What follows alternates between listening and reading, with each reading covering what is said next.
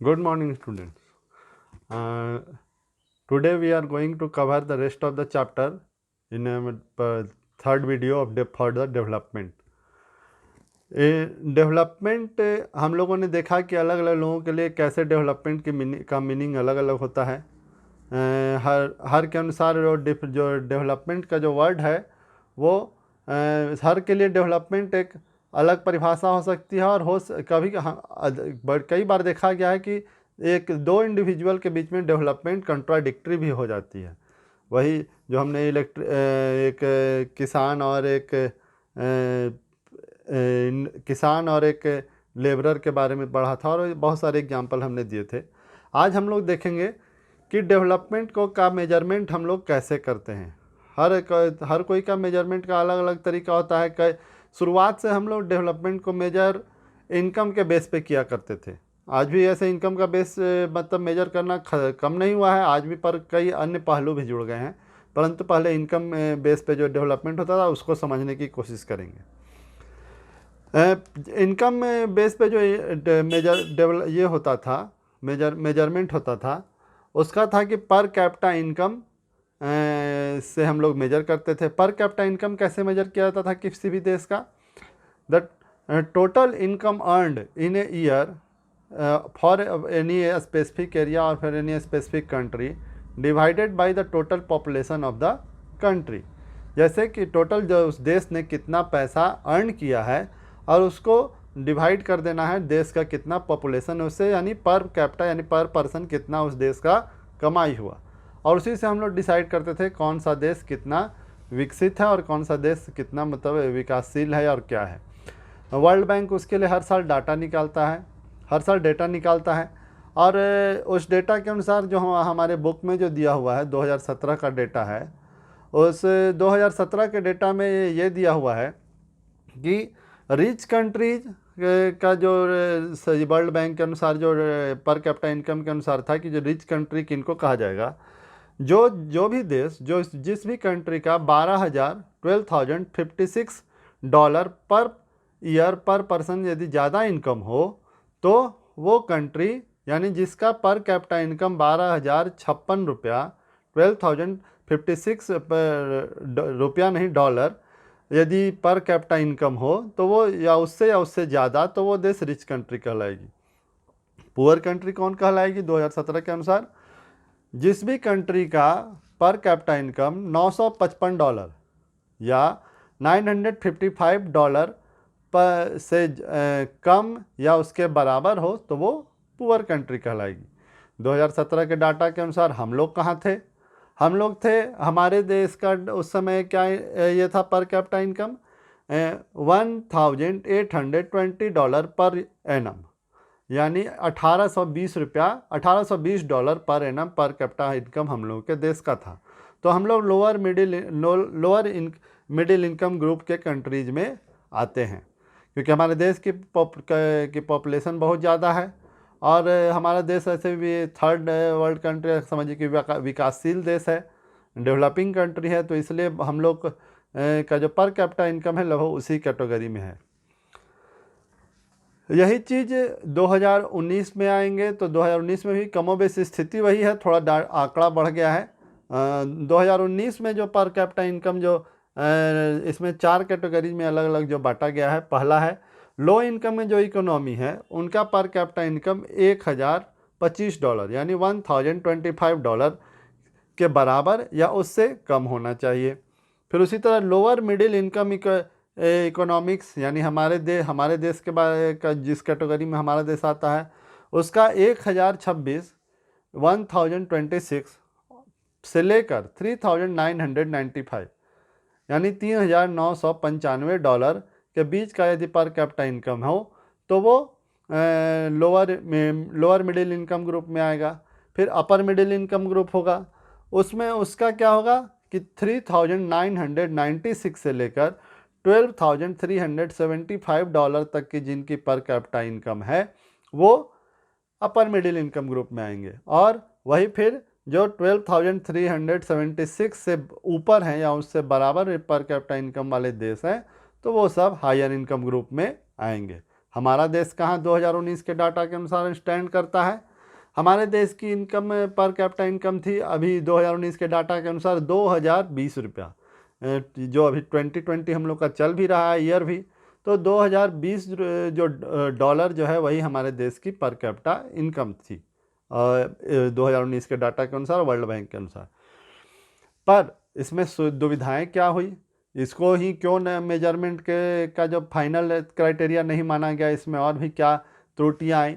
लोग देखने लगे कि हमारे जो इकोनॉमी का जो सिस्टम था वो ये कैलकुलेट करने का, ये एक तरह से बहुत ही त्रुटिपूर्ण है।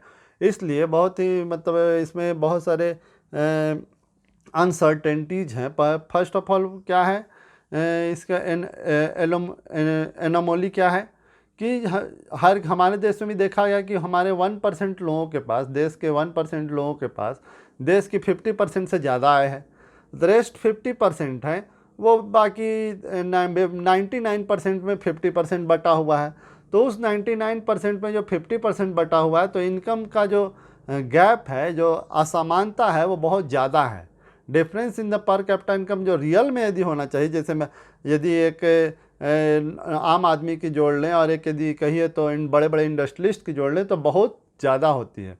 तो इसके लिए लोग कहे कि नहीं, ये डेवलपमेंट का सही मेजरमेंट नहीं है। बड़े बड़े मतलब कैपिटलिस्ट जो हम लोग, मोस्ट ऑफ द नेशन में जो कैपिटलिस्ट स्ट्रक्चर है, उसके अनुसार कुछ लोगों के हाथ में बहुत ज़्यादा पैसा होता है, कुछ लोगों के हाथ में बहुत कम पैसा होता है। तो ये डेवलपमेंट का मेजरमेंट सही नहीं है। तो कैसे और मेजरमेंट होना चाहिए? एक एग्जाम्पल बुक में भी आपका दिया हुआ है कि एक स्टूडेंट है, अब एक क्लास है, एक क्लास में स्टूडेंट को हम लोग कैसे मेजर करें कौन अच्छा स्टूडेंट है? तो केवल मार्क्स से तो करते नहीं हैं। मार्क्स तो सिर्फ जो न्यूमेरिक मार्क्स है वो, उसके बाद उसका क्या कैसे मेजर करते हैं? उसका बिहेवियर कैसा है, उस लड़के का अटेंडेंस कैसा है, उस लोगों का टीचर से बोल बाल कैसा है, फिर आपसी दोस्तों से कैसा बोल बाल है।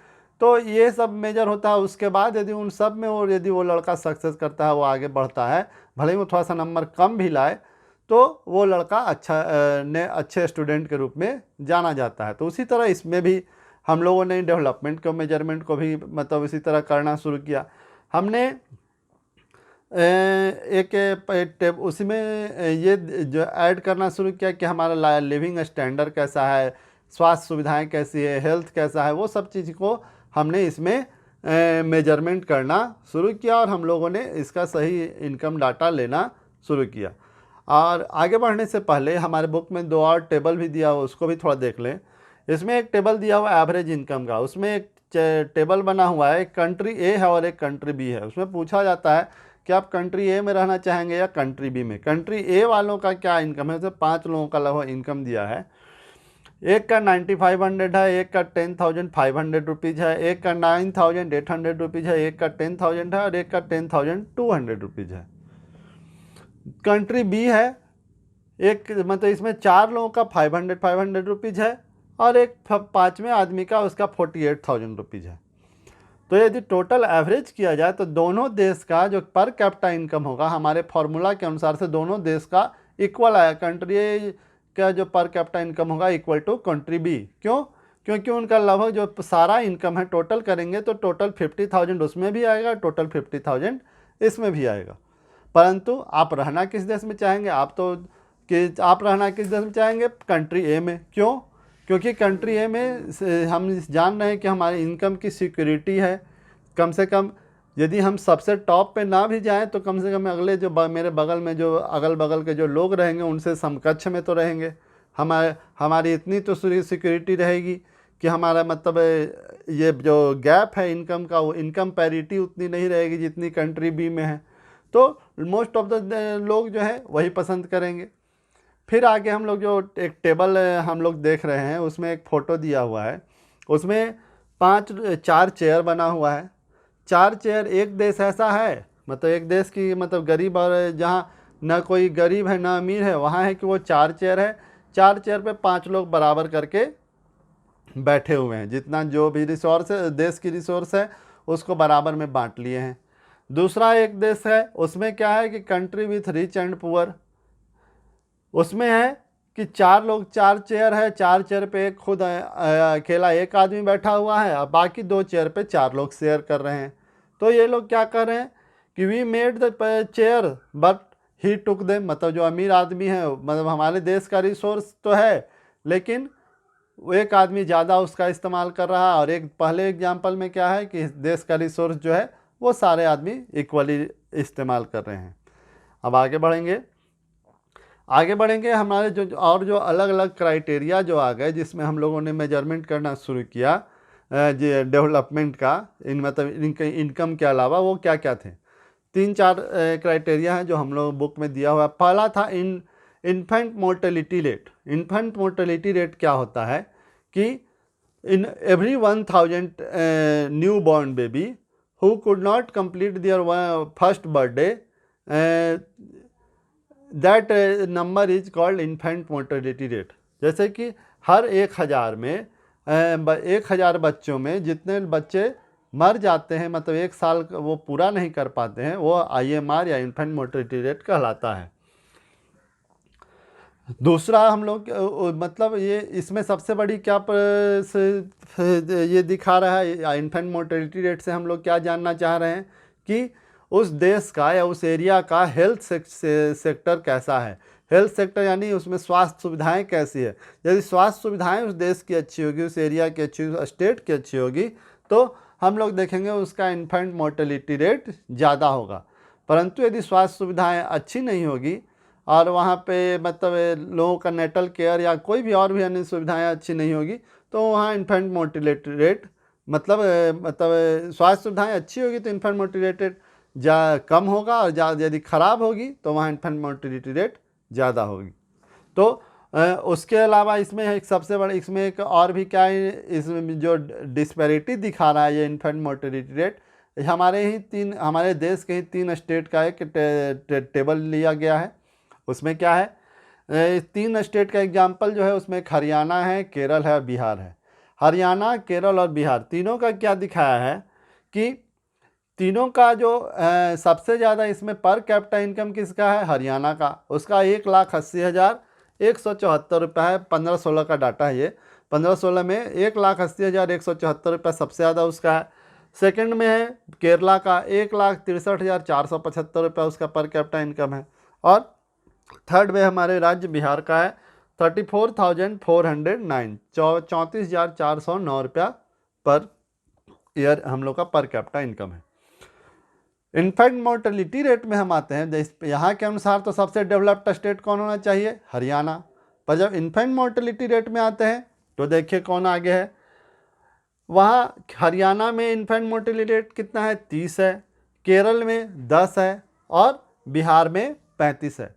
तो केरल जो है हरियाणा से इनकम के रूप में पर कैपिटा इनकम तो उसका हरियाणा का केरल से ज़्यादा है, परंतु जो बच्चे जो हैं वहाँ यदि वो कोई जन्म लेते हैं तो ज़्यादा चांस है कि वो जीवित रहेंगे। तो हम लोग के लिए ये स्टेट कौन अच्छा हुआ कि यहाँ पे केरल अच्छा हुआ। क्यों? क्योंकि लाइवली मतलब जीवन का ये लगभग गारंटी तो नहीं लगभग मतलब, लेकिन एक सिक्योरिटी हम लोग को केरल में मिलती है। परंतु 1000 में 35-30 लोग वहाँ मर रहे हैं, उसमें वो नहीं है, वो सिक्योरिटी नहीं है। हमारे राज्य बिहार का जो एग्जांपल दिया है, इसका इनकम ग्रुप में कितना पैरिटी है देखिए, 34,000 पर कैपिटा इनकम है। और हरियाणा का 1,80,000 है, मतलब हम लोगों के 6 गुना से भी लगभग 6 टाइम ये हम लोग के लगभग है। परंतु हम लोग का इन्फेंट मोर्टेलिटी रेट क्या है, 35। तो हम लोग हरियाणा से बहुत ज़्यादा हम लोग भी ख़राब है, मतलब इस डाटा के अनुसार तो हमारा भी तो ख़राब स्टेटस है, लेकिन बहुत ज़्यादा ख़राब नहीं है। तो यानी इसका कहने का मतलब क्या हुआ कि जो इनकम जो मेजर का जो टूल है, जो पर कैपिटा इनकम, वो सही टूल नहीं है, वो सही डाटा नहीं दर्शाता है। यानी इन तीनों राज्यों में सबसे ज़्यादा डेवलप्ड राज्य कौन हुआ, तो हरियाणा, ये केरल हुआ। इसी से साथ साथ केरल और भी क्यों डेवलप्ड हुआ, इसमें और भी कुछ चीज़ें हैं जिसमें केरल पूरे भारत में सबसे आगे है। पहला है लिटरेसी, उसका सेकंड पॉइंट है लिटरेसी रेट। लिटरेसी रेट यानी शिक्षा का दर। शिक्षा का दर कैसे मेजर किया जाता है कि it measures the proportion of literate population between age group of 7 and above. बोल रहा है कि 7 साल से ऊपर जितने लोग पॉपुलेशन में पढ़े लिखे हैं, वो उस राज्य की मतलब लिटरेसी रेट को दर्शाता है। तो कितने, जैसे हम 2011 का हम लोग के यहाँ डाटा है, तो लिटरेसी रेट के अनुसार देखेंगे तो किस स्टेटस है। हरियाणा का 82% लिटरेसी रेट है, केरला का 94% है, बिहार का 62% है। तो यहाँ भी पर कैपिटा इनकम इसका केरल से हरियाणा से केरल का कम है, फिर भी यहाँ लिटरेसी रेट ज़्यादा है। तो लिटरेसी रेट ज़्यादा है, लोग ज़्यादा जागरूक एक तरह से कहिए हैं, तो उन लोगों ने हेल्थ सर्विस की अच्छी डिमांड की और हेल्थ सर्विस वहाँ बढ़ा हुआ है, हेल्थ सर्विस अच्छा है, जिसके कारण वहाँ इन्फेंट मोर्टेलिटी रेट भी कम है। उसके अलावा आगे है नेट अटेंडेंस रेशियो, ये भी एक क्राइटेरिया दिया हुआ है मेजरमेंट का, डेवलपमेंट के मेजरमेंट का। तो नेट अटेंडेंस रेशियो किसको कहते हैं कि जो बहुत सारे बच्चे ऐसे होते हैं कि पढ़ाई तो कर रहे हैं पर 8, 7, 8 जाते जाते बहुत से बच्चे क्लास करना छोड़ देते हैं या स्कूल छोड़ देते हैं, तो उसी का मेजरमेंट है ये। Net attendance ratio is the total number of children age group 14 and 15 years attending a school as a percentage of total number of children in the same age group.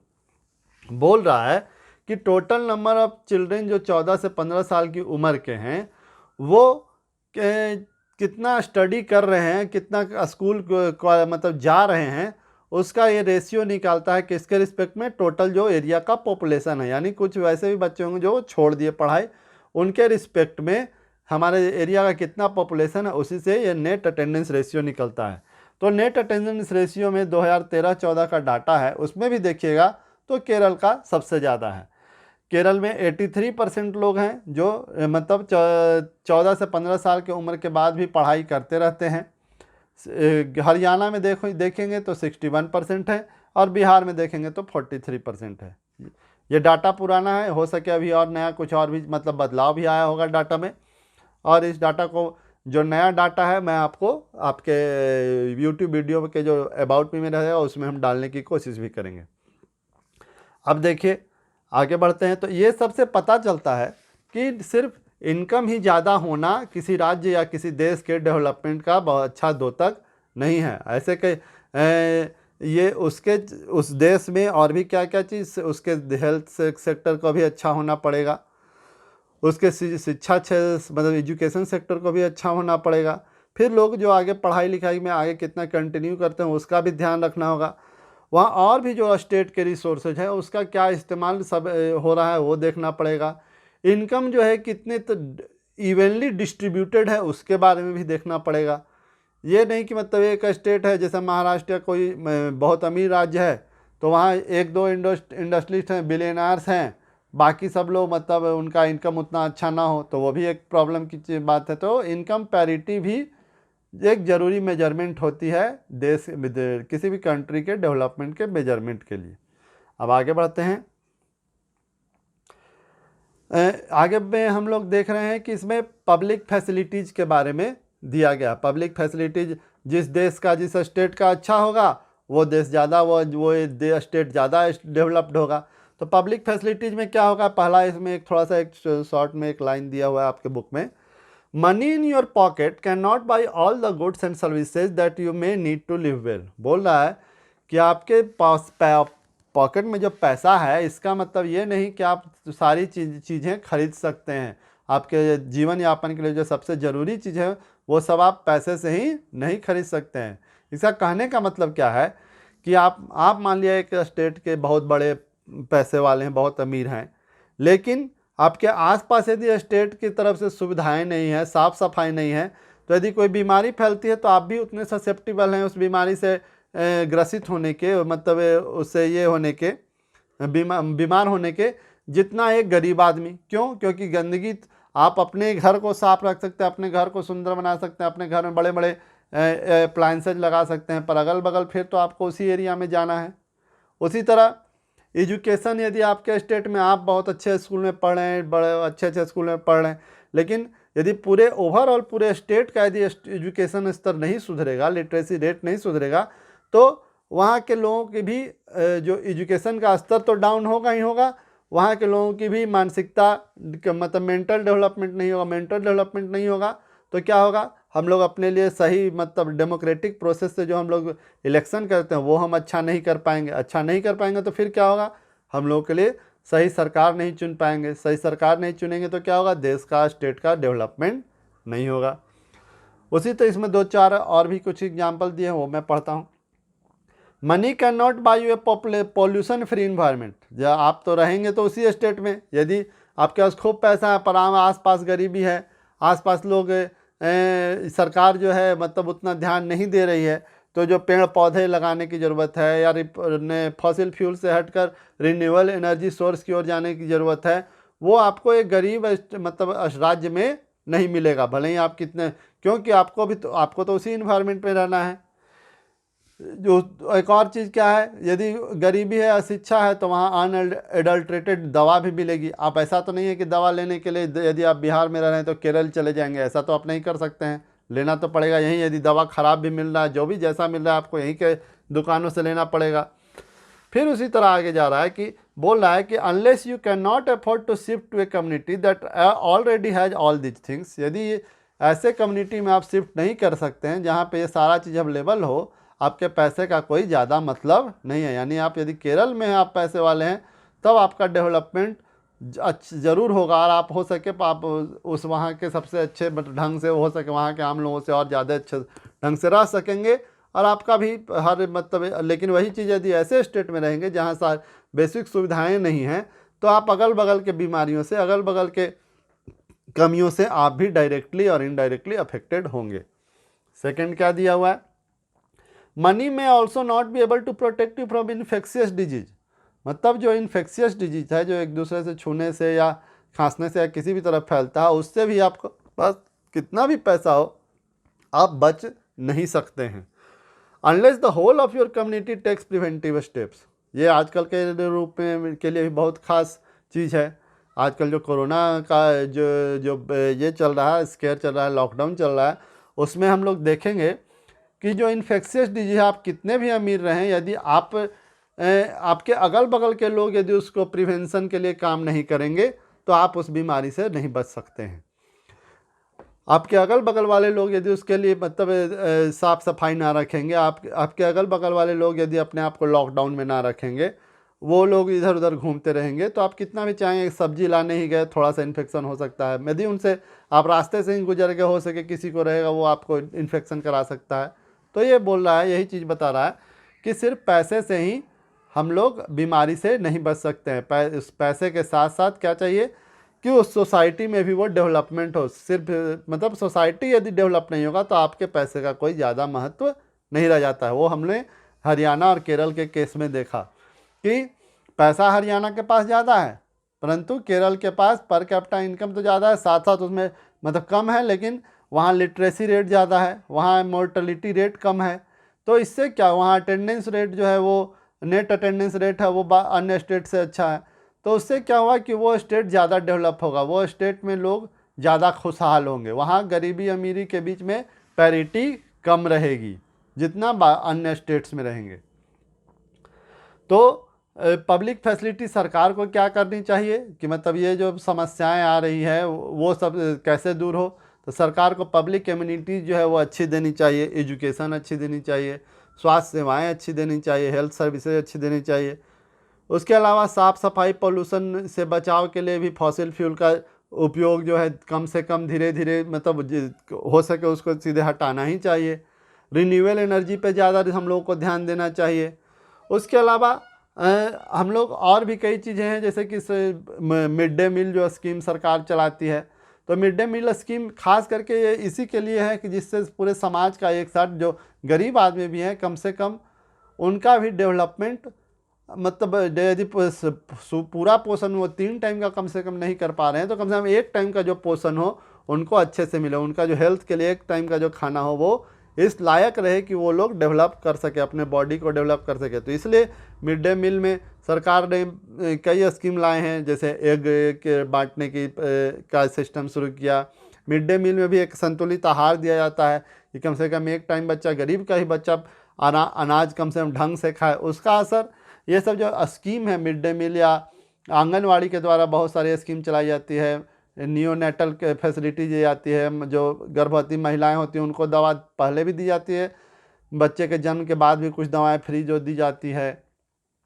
उसके अलावा बच्चों को समय समय पे जो दवा जैसे कि वर्म की दवा या और भी कई दवा फ्री में दी जाती है, वो सब सरकार के यही डेवलप पब्लिक फैसिलिटी बढ़ाने का ही एक स्कीम है।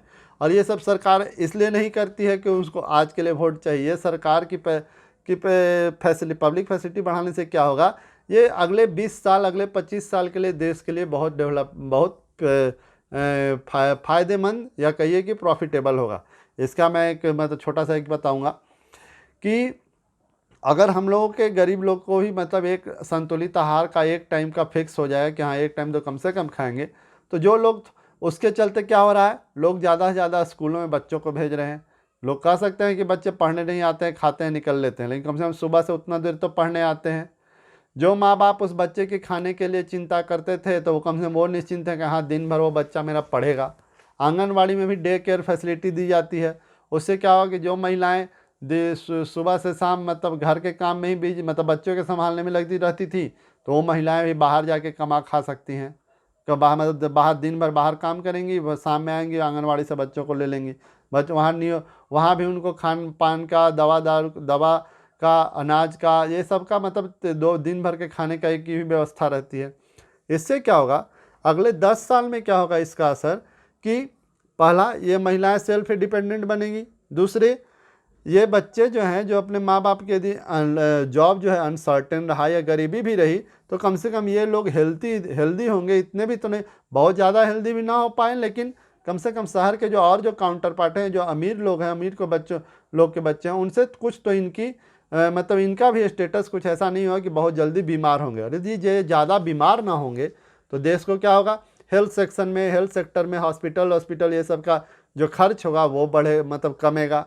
महामारी फैलने पे जो पेंडेमिक फैलते हैं वो सब में देश को कम खर्च करना पड़ेगा। क्यों? क्योंकि इनकी इम्यूनिटी डेवलप रहेगी, इनको अनाज एक टाइम का मिलेगा, एक अंडा ही डेली मिलेगा। तो ये सबसे इनका हेल्थ जो बनेगा तो लॉन्ग टर्म में अगले 20 साल में देश को उसका फ्रूटफुल असर मिलेगा। यदि ये लोग कम बीमार होंगे तो देश हमारा आगे काम करने के लिए ज़्यादा सोचेगा। तो ऐसे ही छोटी छोटी चीज़ों से ही देश में डेवलपमेंट के लिए छोटे छोटे स्कीम आगे बढ़ाए जा रहे हैं। फिर एक और सबसे इम्पॉर्टेंट है, हम लोग आज कल इसका इस्तेमाल भी बहुत ज़्यादा हो रहा है, पब्लिक डिस्ट्रीब्यूशन सिस्टम।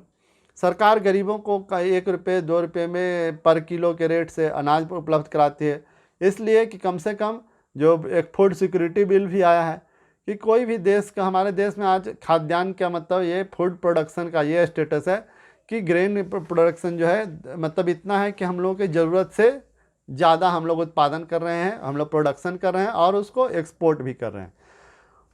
उससे फ़ायदा क्या हो रहा है कि सरकार ये सुनिश्चित करना चाह रही है कि हर कोई मतलब पैसे की कमी के चलते भूखा ना रहे, हर कोई को खाने की सुविधा मिले। 1 रुपये 2 रुपये ही प्रति किलो यदि दे रही है तो क्वालिटी मतलब खाने का कम से कम हर लोगों को ये सिक्योरिटी मिल रही है कि हाँ हम मतलब यदि कम पैसा भी मेरे पास है तो खाने के लिए हमको सुविधाएं अच्छी मिल सकती है। यदि बेसिक हम थोड़ा सा भी पैसा अपने इसमें राशन पानी में खर्च करेंगे तो जो बाकी पैसा इन लोग यदि बचाएंगे और राशन पानी के बाद तो अपने बच्चे की पढ़ाई के लिए, रहन सहन के लिए, दवा दारू के लिए इस्तेमाल कर सकते हैं। आगे हम लोग देखेंगे कि इसमें पब्लिक फैसिलिटीज़ में मतलब किसी स्टेट के डेवलपमेंट के लिए एक और नया टर्म आया है, BMI measurement. BMI body mass index कहा जाता है। उसमें किसी भी आदमी का यदि हमें BMI नापना हो तो उस आदमी का वेट लेते हैं, फिर उसके बाद उसकी हाइट लेते हैं, जो हाइट रहता है उसको स्क्वायर कर देते हैं, हाइट मतलब वेट बाई हाइट का स्क्वायर, और जो उसके बाद जो रेशियो आता है वो उसका BMI होता है। इसमें हम लोग एक टेबल एक्टिविटी दिया हुआ है, उसमें हम लोग थोड़ा सा उसके बारे में पढ़ लेते हैं। जैसे किसी का ज़्यादा अच्छा BMI रहा तो यानी वो आदमी ज़्यादा हेल्दी है, यदि ज़्यादा हेल्दी है उसमें भी है कि बहुत ज़्यादा भी हाई ये नहीं होना चाहिए। वज़न ऐसा रहा कि हाइट कम है पर वज़न उसका बहुत ज़्यादा है तो BMI बहुत ज़्यादा हो जाएगा, तो वो भी सही नहीं है। और किसी का हाइट ठीक है लेकिन वज़न बहुत कम है तो वो भी गलत है। तो एक रेंज है जिसमें सभी लोगों का होना चाहिए जिससे कि BMI सही आना, जिससे कि उसके हेल्थ का सही पता लगेगा। एक एग्जांपल इन्होंने दिया है, इसमें दिया है कि आपको एक क्लास में एक दीवार पे एक मीटर के रूप में मतलब लगाना है, उसमें 2-3 मीटर 4 मीटर 5 मीटर 4 मीटर तक की हाइट का लगाना है, 4 मीटर नहीं 3 मीटर तक का ही, 9 फीट तक का कम से कम आ जाए। उसमें हर लड़के की हाइट नापनी है, उसके बाद उसका वज़न नापना है। हर लड़के के वज़न यानी उसके वेट बाई हाइट का स्क्वायर करके जो आएगा उससे उसका चार्ट एक बना लेना है। फिर उसमें दिया हुआ है कि उसके एज से उसको कंपेयर भी करना रहता है। उसमें एक students BMI could be within normal range और less than that, underweight और more obesity.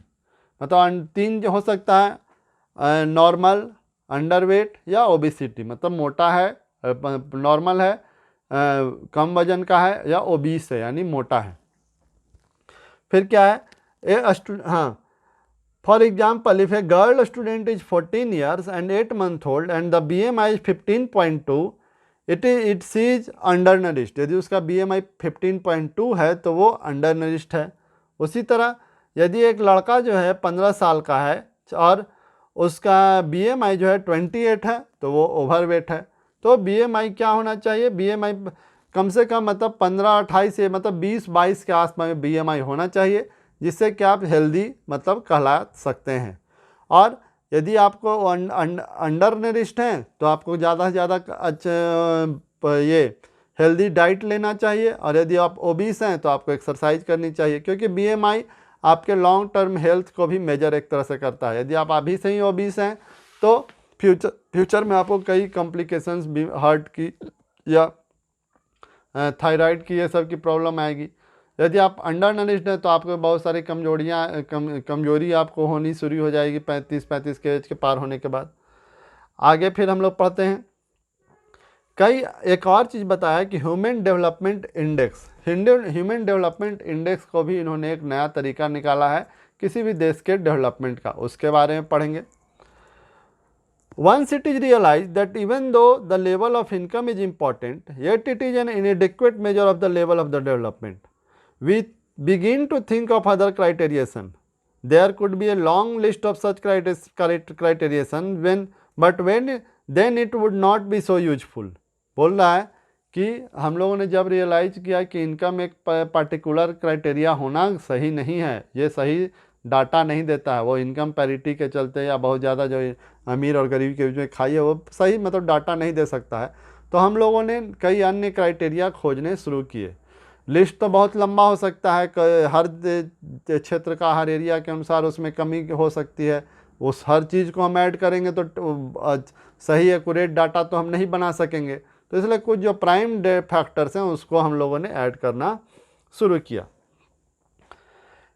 Health and education indicators such as one we used in comparison of Kerala and Haryana are among them। जो मतलब हम लोगों ने use करना शुरू किया ह्यूमन डेवलपमेंट इंडेक्स रिपोर्ट के लिए, तो वही बोल रहा है कि हेल्थ एंड एजुकेशन को भी एक ज़रूरी चीज़ है जिसको हम लोगों ने ऐड करना शुरू किया। Over the past decade or so health and education indicators have come to be widely used along with the income as a measure of development.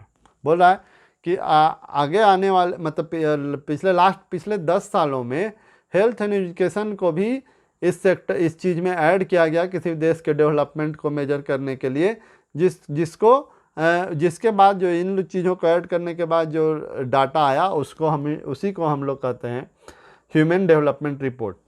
Human development report published by UNDP compares countries based on the educational level of the people, their health status and per capita income.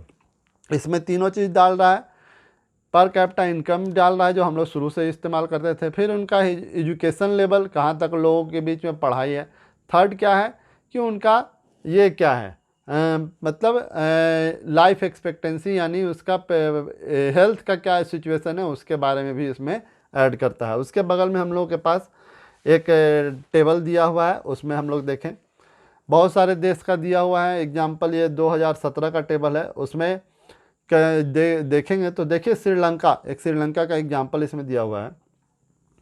HDI human development index के अनुसार श्रीलंका का per capita income क्या है, हमारे देश से ज़्यादा है, $11,326, $11,326। लाइफ एक्सपेक्टेंसी क्या है, 75.5 ईयर्स, मतलब वहाँ यदि कोई जन्म लेता है तो 75 साल तक एवरेज चांस है कि वो जिंदा रहेगा। ऐसा नहीं कि उसे कम नहीं मरते होंगे या ज़्यादा में नहीं मरते होंगे, लेकिन मतलब लाइफ एक्सपेक्टेंसी वहाँ पे एवरेज 75 साल है। फिर कितने एज तक लोग ज़्यादा से ज़्यादा स्कूल में पढ़ाई कर रहे हैं, मतलब 25 mean years of schooling of people age 25 years and above, यानी 25 साल के जो एज के जो लड़के हैं, आज यदि युवा है तो उनका स्कूलिंग एज यानी 7 साल से कितना एज तक वो लोग पढ़ाई किए, उसका एवरेज सबसे ज़्यादा हाईएस्ट किसका है इस चार्ट में देखेंगे तो श्रीलंका का ही है। फिर तो HDI रैंक यानी उसका पूरे वर्ल्ड में ह्यूमन डेवलपमेंट इंडेक्स कितना है 76 है। हमारे देश से वो बहुत आगे, इतना छोटा देश परंतु उसका ह्यूमन डेवलपमेंट इंडेक्स हम लोगों से बहुत अच्छा है 76 में। हम लोग कहाँ पे हैं 130th पोजीशन पे है। हम लोग का देखिए पर कैपिटा इनकम 2011 के अनुसार है $6,353। फिर ये लाइफ एक्सपेक्टेंसी है ग्रॉस नेशनल इनकम से $6,353। लाइफ एक्सपेक्टेंसी हमारी 68.8 ईयर्स। हम लोगों की लाइफ एक्सपेक्टेंसी देखेंगे तो बांग्लादेश और नेपाल से भी कम है। बांग्लादेश और नेपाल के में लाइफ एक्सपेक्टेंसी ज़्यादा है। वही हम लोग की मीन ईयर जो है 6.4 है। मतलब हम लोग जो स्कूलिंग की एज है, मतलब स्कूलिंग यानी हमारे देश के लगभग 6-7%, मतलब 6 मतलब most of the population schooling age 7 से लेकर 13 साल 14 साल जाते रहते स्कूल करते हैं, उसके बाद छोड़ देते हैं। मतलब मोस्ट ऑफ द पॉपुलेशन, ऐसा नहीं कि सारे पॉपुलेशन के बारे में ये डाटा है। तो उससे क्या हुआ, हमारा ह्यूमन डेवलपमेंट इंडेक्स कितना आया 130। तो मतलब इतना छोटा देश एक श्रीलंका जो है वो हम लोग से कितना आगे है और हम लोग किस पोजीशन में हैं। फिर मतलब इससे ये भी बता रहा है कि यदि आपका लाइफ एक्सपेक्टेंसी किसी देश में कम है तो यानी आपकी हेल्थ सर्विसेज उतनी अच्छी नहीं है। यदि आप पढ़ाई का कम कर रहे हैं तो यानी आपका पढ़ाई के लिए उतनी अच्छी सुविधाएं नहीं है, क्योंकि पढ़ाई यदि अच्छी सुविधाएं रहेंगी लोग पढ़ना भी किस लिए चाहेंगे यदि उनको जॉब की अपॉर्चुनिटी ज़्यादा रहेगी, यानी एम्प्लॉयमेंट का भी थोड़ा स्थिति ख़राब है। यदि ये सब तो पढ़ाई यदि कोई चाहे जाने कि हाँ पढ़ाई करने से जॉब की सिक्योरिटी रहेगी तो लोग ज़्यादा से ज़्यादा पढ़ने पर भी ध्यान देंगे। तो ये सब चीज़ ये एक आपका टेबल से दर्शाया जा सकता है, देखा जा सकता है। अब आगे बढ़ते हैं। इसमें देखिए दो हम लोगों को ये बताया गया है, दो हम लोग का एक लास्ट में अब ये आया है कि हम लोग को जो डेवलपमेंट जो है वो सस्टेनेबल है कि नहीं, उसके बारे में हम लोगों को देखना है। तो सस्टेनेबिलिटी ऑफ डेवलपमेंट कैसे हो सकता है। वी हैव नॉट ये इसमें एक हम लोग के बुक में एक छोटा सा ये दिया हुआ है, we have not inherited the world from our forefathers but we have borrowed it from our children. मतलब ये कह रहा है कि ये जो दुनिया हम लोग आज हम लोग के पास उपलब्ध है तो ऐसा नहीं, ये हमारी माता पिता की अमानत नहीं है, ये बल्कि हमारे बच्चों की अमानत है, क्योंकि ये कल बड़े होंगे तो हमें इन्हें देना है। यानी ये हमारे माता पिता से नहीं बल्कि हमारे जो आगे आने वाली पीढ़ी है उनके लिए ये दुनिया है, इसे बचा कर रखिए, इनका सही इस्तेमाल कीजिए। इसमें दो सिस्टम दिया सस्टेनेबल डेवलपमेंट का, दो एग्जाम्पल दिया है। पहला है ग्राउंड वाटर इन इंडिया। देखिए रिसोर्सेज दो प्रकार के होते हैं, two types of resources. First renewable resources, second non renewable resources. तो रिन्यूएबल रिसोर्सेज जैसे वाटर जो है वो एक रिन्यूएबल रिसोर्सेज में है, फिर एयर जो है रिन्यूएबल रिसोर्सेज में है, इलेक्ट्रिसिटी हम लोग जो सन से लेते हैं वो रिन्यूएबल रिसोर्सेज के रूप में आएगा, वाटर से जो मतलब डैम बना के ले रहे हैं वो भी रिन्यूएबल रिसोर्सेज के रूप में आएगा। परंतु जो रिन्यूएबल रिसोर्सेज है उसका भी यदि हम दोहन करेंगे, बहुत ज़्यादा ओवर यूज करेंगे तो वो प्रॉब्लम होगा। यदि हम जब बारिश तो होता है लेकिन हम बारिश का सही इस्तेमाल ना करें, ज़मीन के मतलब ग्राउंड वाटर का इस्तेमाल ज़्यादा करेंगे खेती वेती में, तो वो क्या होगा कि वो ज़्यादा से ज़्यादा पानी समुद्र में बहता चला जाएगा नदियों के माध्यम से।